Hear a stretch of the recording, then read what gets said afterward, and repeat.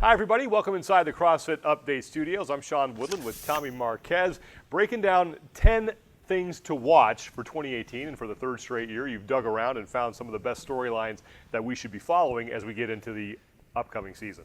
Yeah, and these stories run the full scope of dark horse athletes that I love looking up to see if they're going to make a splash this year. Some established names, some teens, got into the age groups as well, just to kind of look at some stories that I think people should follow, not just at the games eventually, but throughout the entire season, so they have a little bit more invested in these stories as the season goes along. We spent a lot of time early on talking about the top line stuff, but let's start with dark horses, because you mentioned that. Who are some people who might be flying under the radar right now who may be in the mix when we finally get to Madison? Yeah, there's a few that I think have some performance history behind them that really leads me to believe that, come regionals time, we're going to be talking about them more at the desk. Some names like Meredith Root, who performed really well in the Open last year out in the Mid-Atlantic. Colleen Foch, who's been to the games on NorCal's team.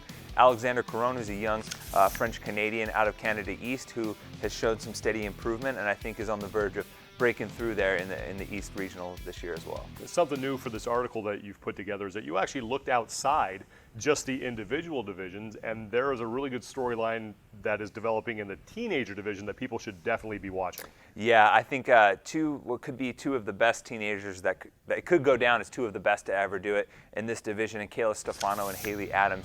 They had an epic battle all last year, from the Open to the online qualifier to the games as well, going back and forth, trading first and second places. And they did it as 16-year-olds, so we get to see that come back this year in the same division. I think they're just two fantastic young women in terms of their fitness level and how they compete, and I think it's going to be a treat, and people will be missing out if they're not watching them all three stages of the competition this year. Another guy people should be watching is someone who missed the games last year. Alex Vigneault, though, comes back here in 2018 with a chip on his shoulder and looks like he might be able to do some damage. Yeah, this is a guy who I had the chance to talk to in the offseason, as well as some of his fellow Canadians in Albert Dominic LaRouche, Paul Tremblay, Alexander Caron as well, who I was talking to for this story. But Vigneault is an athlete that I think is coming off his best finish 2 years ago in 9th at the games. Got hurt last year, wasn't able to compete, so he felt like there was a lot left on the table for him to accomplish. But what's also intriguing about this is that his 9th place finish at the games was a performance that almost didn't happen.